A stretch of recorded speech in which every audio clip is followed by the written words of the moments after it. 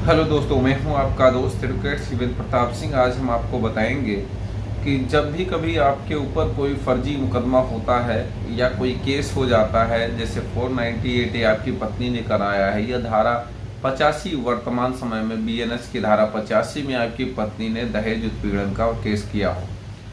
जब कभी एफआईआर हो जाती है उसके बाद आपको थाने पर बुलाया जाता है और थाने पे बुलाया जाता है और इसलिए बुलाया जाता है क्योंकि उसमें एक धारा 74 लगी होती है, जो पहले की धाराओं में अगर देखी जाए पीसी की धाराओं में तो 354 की बात करी जाए या 313 लगाई जाती है। अब सवाल इस बात का है कि 313 या धारा 354 या किसी भी व्यक्ति या किसी अभियुक्त का नाम हटाने के लिए जब दरोगा आपसे डिमांड करेगा तो आप समझो कि लाखों रुपए की डिमांड्स होती हैं और उस डिमांड्स को कुछ लोग बिना सोचे समझे उसको दे भी देते हैं। आज मैं आपको बताऊंगा कि क्या नुकसान आपका हो सकता है, क्या फायदा हो सकता है और न देने पर क्या नुकसान क्या फायदा हो सकता है। देखिए, जब भी कभी आपके ऊपर, पहली बात तो आप जान रहे हैं कि आपके ऊपर फर्जी केस है, तो आपके ऊपर जब फर्जी केस है तो फर्जी केस में फालतू के पैसे बर्बाद करना ये तो बेवकूफ़ी है। दूसरी बात ये कि कोई भी पुलिस हो, इंस्पेक्टर हो, दरोगा हो, वो कोर्ट नहीं बन जाएगा। हाँ, वो अपनी पावर का इस्तेमाल करते हुए नाम भी हटा सकता है, धारा भी हटा सकता है, धारा बढ़ा भी सकता है, नाम बढ़ा भी सकता है।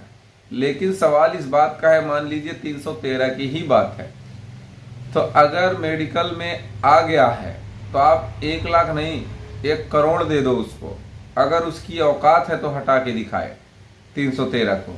और दूसरी बात, अगर 313 मेडिकल में प्रूफ नहीं होता है, नहीं आया है मेडिकल में, क्योंकि पति पत्नी के रिश्ते रिलेशन को पति पत्नी ही बेहतर जानते हैं। आप जानते हैं मैंने 313 जैसा घिनौना अपराध नहीं किया है या 377 है ऐसा अपराध नहीं किया है, तो आपको जब मालूम है कि ये अपराध मैंने नहीं किया है, मेडिकल कुछ भी करा ले आएगा ही नहीं, तो आपके ऊपर आप 1 रुपए ना दो। दरोगा की औकात नहीं है कि चार्जशीट में वो धाराएं लगा के भेजे। क्यों? क्योंकि इन धाराओं को जब चार्जशीट में वो लगा के भेजेगी, कोई महिला इंस्पेक्टर हो, दरोगा हो, महिला थाने की, या कोई भी दरोगा पुरुष दरोगा हो, जब वो आईओ, वो विवेचक उन धाराओं को लगा के चार्जशीट भेजेगा तो उससे मजिस्ट्रेट उसको तलब करेगा, रिटन में जवाब मांगेगा कि इन धाराओं में चार्जशीट तुमने क्यों लगाई। तो इस बात को आप, गलतफहमी को अपने दिल दिमाग से निकाल दीजिए कि आपके साथ अन्याय होगा।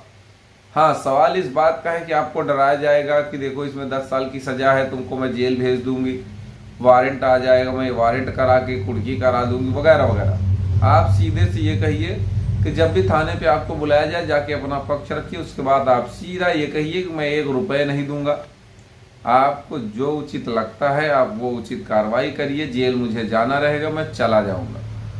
पति का सिर्फ यही जवाब होना चाहिए कि मैंने कोई अपराध नहीं किया, जब आपको जेल भेजना है मुझे आज मैं आया हूं, आज भेज दो। मैं कह तो रहा हूं, उस विवेचक की औकात नहीं है आपको जेल भेज दे 498 में। अब अगर मेडिकल है तो दिक्कत हो सकती है, लेकिन एक बात और मैं आपको बता दूं, मेडिकल जो पुलिस कराती है वही मेडिकल माना जाता है। आप प्राइवेट हॉस्पिटल से कोई भी मेडिकल जबरदस्ती का बनवा ले आओ, उससे कोई मतलब नहीं। उस मेडिकल को व्यक्ति जब चैलेंज करेगा तो वो पूरा डॉक्टरी विभाग जो जिसने वो मेडिकल बनाया वो सब तलब हो जाएंगे। अच्छा, पैसा भी विवेचक लाखों रुपए डिमांड करता है।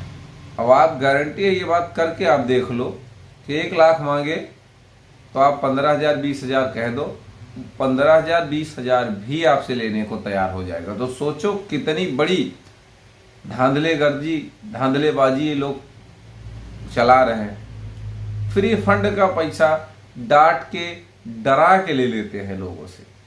तो ऐसे लोगों की बातों में ना आए आप।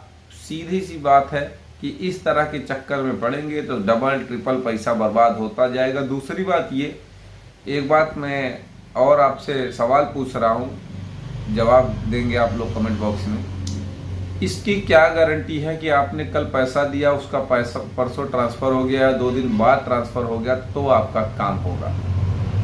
इसका जवाब मुझे चाहिए। और दूसरा ये कि अब जब उसका ट्रांसफ़र हो गया, दूसरा विवेचक आया, तो वो भी पैसा क्यों ना मांगे या वो आपका काम क्यों कर दे, उसको भी पैसा दीजिए।